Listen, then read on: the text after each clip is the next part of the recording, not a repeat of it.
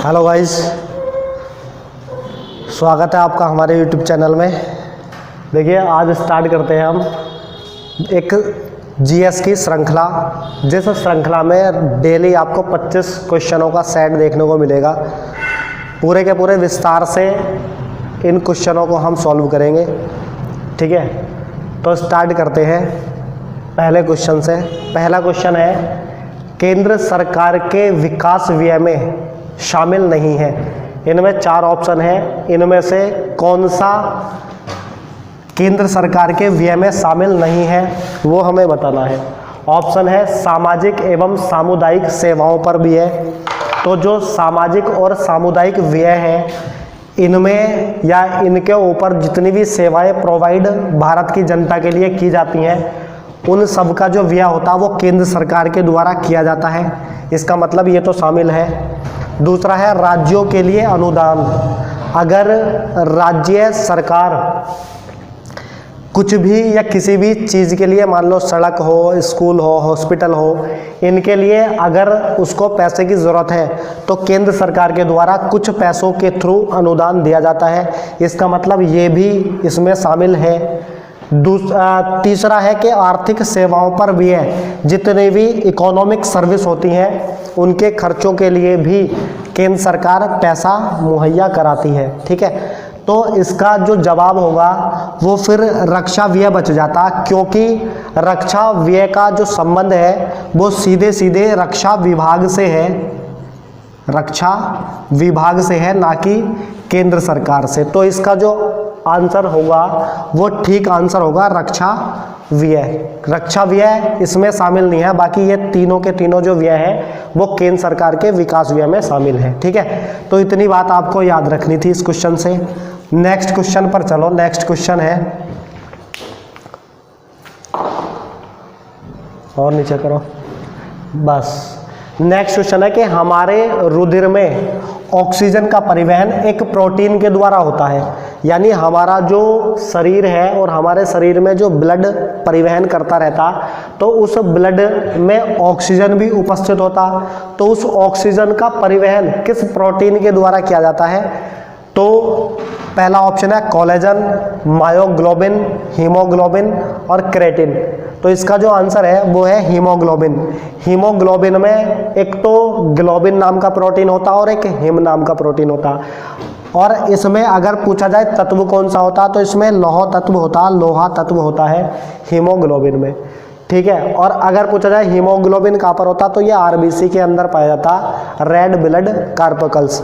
जो हमारा ब्लड है उसमें कुछ प्लाज्मा पाया जाता है और कुछ ब्लड कार्पकल्स पाई जाती हैं। जैसे कि एक पाई जाती है रेड ब्लड कार्पकल्स, एक पाई जाती वाइट ब्लड कार्पकल्स और एक पाया जाता प्लेटलेट्स, जिसको रक्त बिंबाणु कहा जाता। अगर इन तीनों से और क्या सवाल बनते हैं उसकी बात करते हैं, तो सबसे पहले तो आरबीसी का रासायनिक नाम पूछ लिया जाता कि आरबीसी का रासायनिक नाम क्या है। तो आरबीसी का रासायनिक नाम है इरिथ्रोसाइट। डब्ल्यूबीसी का रासायनिक नाम पूछ लिया जाता है, डब्ल्यूबीसी का रासायनिक नाम है ल्यूकोसाइट। जहां भी ल्यूको शब्द मिलता है इसका मतलब वाइट कलर से ही होता है, याद रखना, श्वेत कलर से होता है ल्यूको का मतलब। प्लेटलेट्स, प्लेटलेट्स का रासायनिक नाम होता थ्रोम्बोसाइट। तो इतनी बात आपको इस क्वेश्चन से याद रखनी थी कि हमारे रुधिर में ऑक्सीजन का परिवहन तो हीमोग्लोबिन करता है। हीमोग्लोबिन में लौह तत्व पाया जाता है, इसकी वजह से इसका कलर रेड होता। आरबीसी का रासायनिक नाम इरिथ्रोसाइट, डब्ल्यूबीसी का रासायनिक नाम ल्यूकोसाइट और प्लेटलेट्स, जिसको रक्त बिंबाणु कहा जाता, इसका रासायनिक नाम थ्रोम्बोसाइट है। ठीक है, नेक्स्ट क्वेश्चन पर चलो। नेक्स्ट क्वेश्चन देखते हैं। नेक्स्ट क्वेश्चन है कि अंतर्राष्ट्रीय गमन, जिसको इंग्लिश में माइग्रेशन के नाम से जाना जाता है, इसका क्या मतलब है? माइग्रेशन किसको कहते हैं? तो देखो, माइग्रेशन का मतलब होता है, माइग्रेशन उसको कहा जाता कि जब कोई व्यक्ति एक देश से दूसरे देश में जाकर के वहाँ पर बस जाता, वहाँ पर निवास कर लेता, तो उसको कहा जाता अंतर्राष्ट्रीय गमन या माइग्रेशन। अब इसके अकॉर्डिंग देखो, ऑप्शन चेक करते हैं। देशों के बीच में लोगों का संचलन, यानी कि देशों के बीच का मतलब है एक देश से दूसरे देश में। बी है लोगों का शहर से ग्रामीण। तो देखो शहर से ग्रामीण का कोई मतलब नहीं है, ये तो अंतर्राष्ट्रीय स्तर की बात कर रहे हैं। अगर शहर से ग्रामीण की बात करेंगे तो वो राष्ट्रीय स्तर पर बात होगी। फिर है देश में लोगों का संचलन, ये भी देश में यानी एक ही देश में बात कर रहे हैं तो ये भी राष्ट्रीय स्तर पर बात होगी। फिर है एक गांव से दूसरे गांव तक, तो ये भी एक गांव से दूसरे गांव तक जो है वो नहीं होता, यहाँ पर होता है एक देश से दूसरे देश में, जिसके लिए सही आंसर जो होगा वो ऑप्शन ए सही होगा। तो इसका आंसर जो है वो ए ठीक होगा। ठीक है, नेक्स्ट क्वेश्चन पर अगला क्वेश्चन है सॉफ्ट बैंक और दूसरी किस बड़ी कंपनी के द्वारा फॉक्सकॉन टेक्नोलॉजी ग्रुप ने एक संयुक्त उपक्रम SBG क्लीनटेक बनाया है, जो ग्रीन एनर्जी प्रोजेक्टों में 10 वर्षों में लगभग $20 बिलियन का निवेश करेगा। तो इसको सीधे सीधे याद रखना कि सॉफ्ट बैंक ने मिलकर के किसके साथ, भारत एंटरप्राइजेस के साथ मिलकर के एक ग्रीन एनर्जी प्रोजेक्ट बनाया है। इतनी बात आपको याद रखनी है। ठीक है, भारत एंटरप्राइजेस। नेक्स्ट सवाल है कि नेपाल भूकंप त्रासदी के दौरान भारत सरकार द्वारा संचालित किए गए बचाव कार्यों, जिसको इंग्लिश में बोलते हैं रेस्क्यू ऑपरेशन, को कौन सा नाम दिया गया। तो जो नेपाल भूकंप त्रासदी थी उस समय भारत सरकार के द्वारा एक ऑपरेशन चलाया गया था, उसका नाम क्या था। ठीक, तो देखो उसका जो आंसर था ऑप्शन डी सही होगा, ऑपरेशन मैत्री। ठीक है, और कुछ और अगर ऑपरेशन की बात करते हैं जो अभी हाल ही में खबरों में है, एक ऑपरेशन गंगा है। इनसे पहले भी जो कुछ खबरों में रहे थे, ऑपरेशन गंगा, ऑपरेशन देवी शक्ति, ऑपरेशन समुद्र सेतु। इन कुछ पॉइंटों को भी याद रखना। जो ऑपरेशन गंगा है ये किसके लिए चलाया गया है, तो ये चलाया गया है यूक्रेन से भारत के नागरिकों को वापस लाने के लिए जो एक ऑपरेशन चलाया गया है भारत सरकार के द्वारा, उसका नाम ऑपरेशन गंगा है। ऑपरेशन देवी शक्ति चलाया गया था जब तालिबानियों ने अफगानिस्तान पर अधिकार किया था, तो उस टाइम पर जो भारत के लोग अफगानिस्तान में फंसे हुए थे, तो उन लोगों को भारत में वापस बुलाने के लिए जो ऑपरेशन चलाया गया था उसका नाम ऑपरेशन देवी शक्ति था। ऑपरेशन समुद्र सेतु चलाया था। ऑपरेशन समुद्र सेतु में कोविड-19 के दौरान जब मालदीव में फंसे भारतीयों को भारत से बुलाया गया था INS मगर जहाज की सहायता से, ये भी याद रखना, INS मगर जहाज की सहायता से बुलाया गया था मालदीव में फंसे भारतीयों को, तो तब चलाया गया था ऑपरेशन समुद्र सेतु। एक और याद रखना, वंदे भारत मिशन भी कोविड-19 के दौरान विदेशों में फंसे भारतीयों को भारत में वापस लाने के लिए जो चलाया गया था वो वंदे भारत मिशन था। तो ये कुछ 4-5 मिशन और याद रखने आपको, जबकि इसका आंसर जो है वो ऑपरेशन मैत्री था। ठीक है, नेक्स्ट करो। नेक्स्ट है कि लोकसभा के लिए उम्मीदवारों की न्यूनतम आयु सीमा कितनी है। तो लोकसभा का यदि सदस्य बनना है तो उसके लिए कितनी आयु सीमा होनी चाहिए, तो उसके लिए 25 वर्ष की आयु सीमा निर्धारित की गई है। अगर कोई व्यक्ति 25 साल का हो जाता तो वो लोकसभा का सदस्य बनने के लिए योग्य हो जाता है। अगर राज्यसभा की बात करते तो राज्यसभा का सदस्य बनने के लिए 30 वर्ष आयु का होना ज़रूरी है। ठीक है, इतनी बात याद रखना। अगर लोकसभा की बात करते हैं, इसका उल्लेख भारत के किस अनुच्छेद में है, तो लोकसभा का जो उल्लेख है वो 81 में है और राज्यसभा का उल्लेख जो है वो अनुच्छेद 80 में है। ठीक, इतनी बात याद रखना। लोकसभा अध्यक्ष कौन है, तो वर्तमान में लोकसभा अध्यक्ष ओम बिरला है, जो कि राजस्थान के कोटा बूंदी से सांसद हैं। ठीक है, इतनी बात याद रखना आपको। अगला क्वेश्चन देखो, अगला क्वेश्चन है,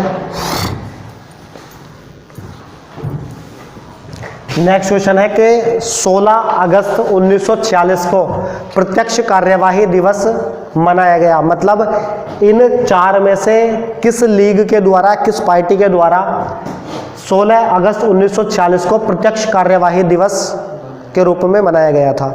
ठीक है, तो देखो ये जो प्रत्यक्ष कार्यवाही दिवस है, इसको कैबिनेट मिशन के खिलाफ या विरोध में, उसका विरोध करते हुए जो कैबिनेट मिशन 1946 में आया था पेंटिक लॉरेंस की अध्यक्षता में, तो उसका विरोध करते हुए प्रत्यक्ष कार्यवाही दिवस मनाया था। और आप जानते हो कि कैबिनेट मिशन का विरोध किसने किया था इनमें से, तो मुस्लिम लीग के द्वारा, मोहम्मद अली जिन्ना के द्वारा इसका विरोध किया गया था। तो इसका जो आंसर होगा वो मुस्लिम लीग होगा। अगर पूछा जाता सिख लीग, देखो मुस्लिम लीग की जो स्थापना थी वो 1906 में हुई।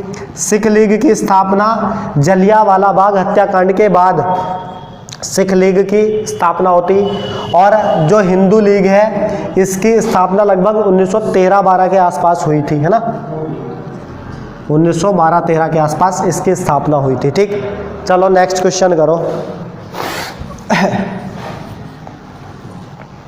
नीचे करो थोड़ा। क्वेश्चन है कि चोरी चोरा घटना कब हुई थी भारत के अंदर चोरी चोरा घटना कब हुई थी, इसको बताना है। तो देखो चोरी चोरा घटना का संबंध सबसे पहले तो कि किस आंदोलन में या किस आंदोलन के चलते चोरी चोरा घटना हुई थी, तो असहयोग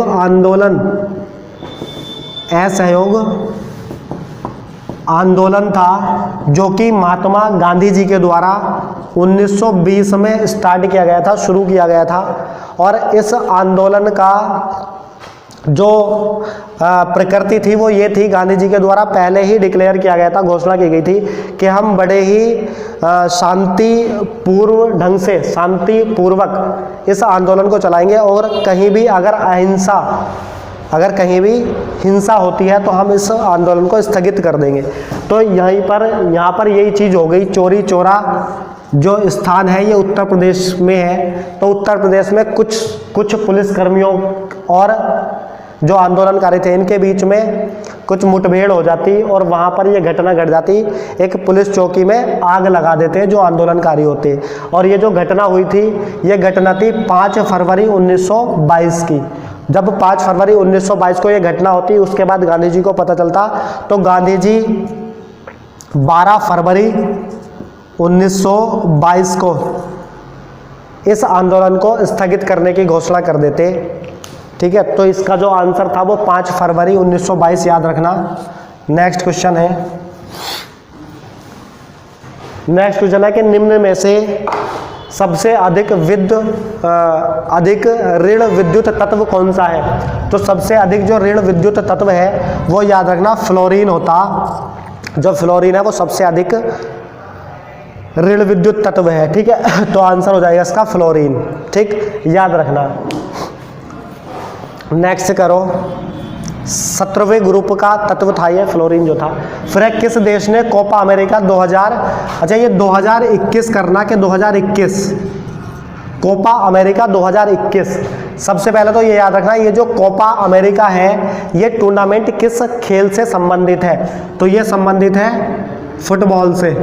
पहली बात तो ये याद रखना, ये फुटबॉल से संबंधित है।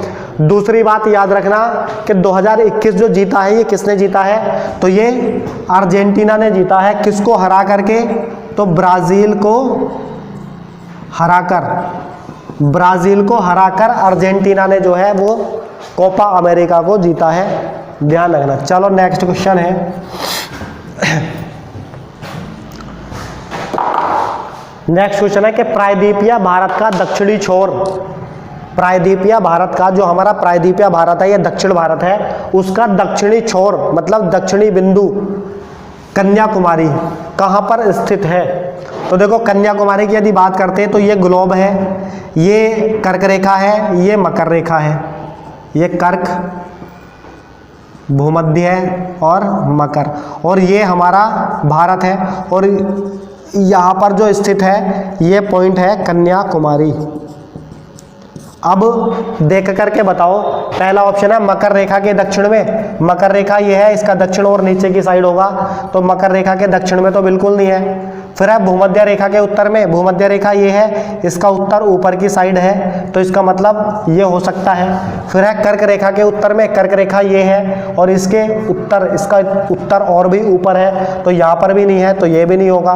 भूमध्य रेखा के दक्षिण में, भूमध्य रेखा ये है, इसका दक्षिण नीचे की ओर, तो ये भी नहीं होगा। तो इसलिए इसका जो आंसर होगा वो भूमध्य रेखा के उत्तर वाला ठीक होगा। चलो नेक्स्ट क्वेश्चन है कि वह कौन सा स्थान है जहां अंतिम मुगल सम्राट बहादुर शाह जफर की मृत्यु हुई थी। ठीक है, ये बताना है। तो देखो याद रखना, ये जो बहादुर शाह जफर है ये एक मुगल शासक था और इसको एक अंग्रेज हडसन, नाम याद रखना, अंग्रेज हडसन ने 1857 के विरोध के समय या 1857 की क्रांति के समय बहादुर शाह जफर द्वितीय को गिरफ्तार करके रंगून जेल में भेज दिया और जिसकी 1862 में रंगून में ही मृत्यु हो जाती। ठीक, तो 1862 में मृत्यु हुई थी बहादुर शाह जफर की, और कहाँ पर हुई थी? रंगून में ही इसकी मृत्यु हो गई थी, तो इसका आंसर हो जाएगा रंगून। ठीक है, किसने इसको गिरफ्तार किया था? तो अंग्रेज हडसन ने 1857 के विद्रोह के समय पर इसको गिरफ्तार किया था। चलो नेक्स्ट क्वेश्चन करो। नेक्स्ट है सविनय अवज्ञा आंदोलन का मुख्य उद्देश्य क्या था? देखो सविनय अवज्ञा आंदोलन जो है इसको स्टार्ट किया गया था 1930 में। गांधी जी ने इसको स्टार्ट किया था 1930 में। कहाँ से स्टार्ट किया था? तो साबरमती से। और कहाँ इनको जाना था? तो इनको दांडी पहुंचना था और दांडी पहुंच करके इनको नमक कानून जो है वो तोड़ना था। तो इन्होंने साबरमती से अपनी यात्रा स्टार्ट की थी। कई बार सवाल पूछा जाता कि गांधी जी ने दांडी यात्रा जो स्टार्ट की थी तो उनके साथ कितने अनुयायी थे? तो इनके साथ 78 अनुयायी थे। जब इन्होंने अपनी यात्रा स्टार्ट की थी उस टाइम पर 78 अनुयायी इनके साथ थे। फिर ये पहुंच जाते कहाँ पर?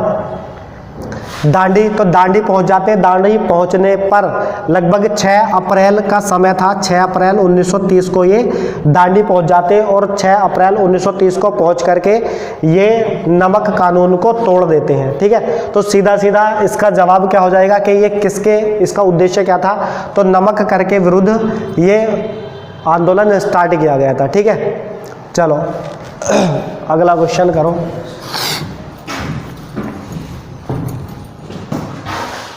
नेक्स्ट क्वेश्चन है कि भारत की उच्चतम वार्षिक वर्षा कहाँ पर दर्ज की गई है?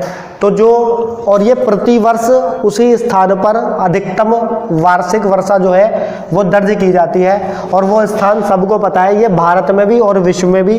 कौन सा है? मानेसराम। और मानेसराम कहाँ पर है? मेघालय में है। ठीक है, और ये स्थान कहाँ पर है? तो मेघालय के अंदर गारो, खासी और जैंतिया जो पहाड़ियाँ हैं, इन पहाड़ियों पर ही ये स्थान है मानेसराम। ये पहाड़ियाँ भी हैं और ये जनजातियों के भी नाम हैं। जनजातियाँ भी हैं ये, और ये पहाड़ी भी हैं मेघालय की, ध्यान रखना। इस नाम से पहाड़ी भी हैं और जनजातियाँ भी हैं। चलो नेक्स्ट है NPP से क्या अभिप्राय है? यहाँ पर आपसे सीधा सीधा जो NPP है इसकी फुल फॉर्म पूछी गई है। सबसे पहली बात तो याद रखना, ये जो NPP है ये एक जनसंख्या से रिलेटेड नीतियाँ हैं, जनसंख्या से रिलेटेड नीति है। तो सीधा सीधा इसका क्या हो जाएगा? N for national, P for population, और इस P का मतलब है पॉलिसी, मतलब नीति। तो इसका जो सही आंसर होगा वो होगा नेशनल पॉपुलेशन पॉलिसी, जो NPP का पूरा नाम होगा। चलो नेक्स्ट क्वेश्चन करो। नेक्स्ट क्वेश्चन है कि हाल ही में अंतर्राष्ट्रीय क्रिकेट काउंसिल के अध्यक्ष के रूप में किसे चुना गया है? मतलब जो ICC है, इंटरनेशनल क्रिकेट काउंसिल है, इसके वर्तमान अध्यक्ष कौन है? तो देखो इसे 3 बातें याद रखना। सबसे पहले तो इसका गठन कब हुआ था? तो इसका गठन 1909 में हुआ था। इसका मुख्यालय कहाँ पर है? तो दुबई में इसका मुख्यालय है। और इसके अध्यक्ष कौन है? तो वर्तमान में इसके अध्यक्ष ग्रेग बार्कले हैं। Greg Barclay. Greg Barclay option में नहीं है, ये ऑप्शन जो है वो चारों के चारों गलत हो गए। इसके वर्तमान अध्यक्ष जो है वो ग्रेग बार्कले है, ये याद रखना, ठीक है। तो इसका आंसर जो है वो ग्रेग बार्कले होगा। चलो नेक्स्ट क्वेश्चन करो। नेक्स्ट क्वेश्चन है कि जून 2015 के चौथे, अच्छा इसको छोड़ो, ये जो है 2015 का क्वेश्चन है, आगे करो। यह है उच्छादन यानी अनावरण पर किसी पदार्थ का वायु से नमी का अवशोषण कर लेना। वायु से यानी हवा में से नमी का अवशोषण कर लेना। कोई पदार्थ है और वो पदार्थ अगर वायु में रख दो तो वायु के अंदर जो नमी होगी उसको अवशोषण कर लेता, वो अवशोषित कर लेता। तो ये अवशोषण करने का ही जो गुण है उसको क्या कहा जाता है? तो याद रखना, काफ़ी अच्छा सवाल है, उसको प्रस्वेदन कहा जाता है। प्रस्वेदन। देखो अगला क्वेश्चन है, निम्नलिखित में से किसको संविधान की आत्मा के रूप में जाना जाता है? तो संविधान की आत्मा जो है वो प्रस्तावना को कहा जाता है, सबको पता है प्रस्तावना को संविधान की आत्मा। अगर पूछा जाए किस प्रस्तावना जो है वो किस देश से ली गई है, तो यूएसए से या अमेरिका के देश से प्रस्तावना को लिया गया है।